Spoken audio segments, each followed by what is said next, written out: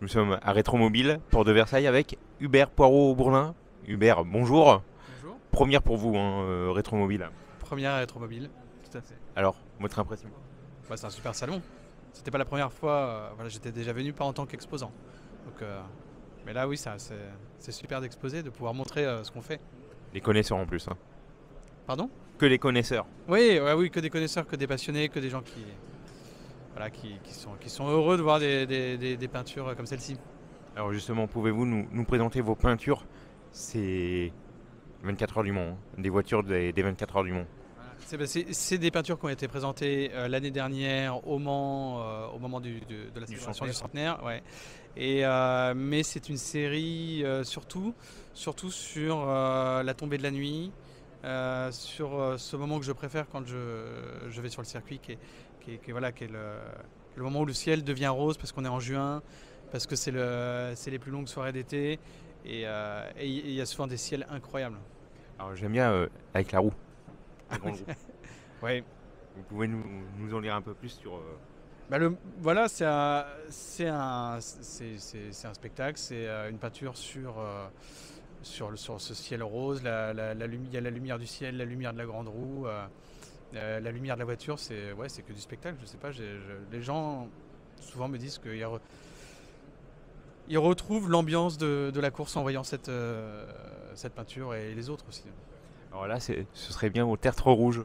Au début... Alors les non. lieux sont pas, ils existent pas forcément. D'accord. Hein. Tout comme les voitures d'ailleurs, il y a des formes qu'on retrouve qui existent, mais ma volonté c'est pas de représenter quelque chose forcément qui existe, mais d'emmener plutôt le spectateur dans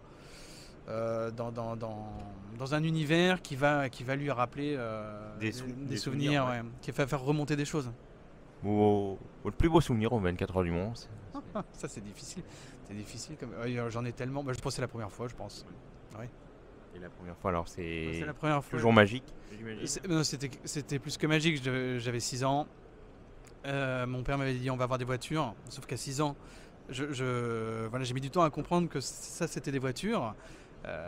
Parce que ça ressemble pas à une voiture, ça va plus vite qu'une voiture, ça fait pas le même bruit, enfin bref. Donc j'ai été scotché. Et puis à 6 ans, on a le droit de veiller, de rester tard. Il y a la fatigue qui s'installe. Donc on assiste à un spectacle, et à la fin on rentre, on tombe de sommeil, on s'écroule dans la voiture, et on se réveille le lendemain, on se demande si tout ça a été réel. Alors, comment vous réalisez avec quelle peinture? Il y a Alors, l'acrylique ouais, il y a plusieurs peintures. Hein. Il y a de la peinture acrylique, de la peinture vinylique, qui est un peu plus souple, et puis surtout il y en a une qui est très pigmentée, qui me permet d'avoir ces roses et ces bleus intenses, qu'on peut pas retrouver à l'impression, et puis de l'encre de Chine, voilà, pour le cerne noir, qui est plus fluide et qui permet de venir contourner ou venir préciser, accentuer certaines parties de la peinture.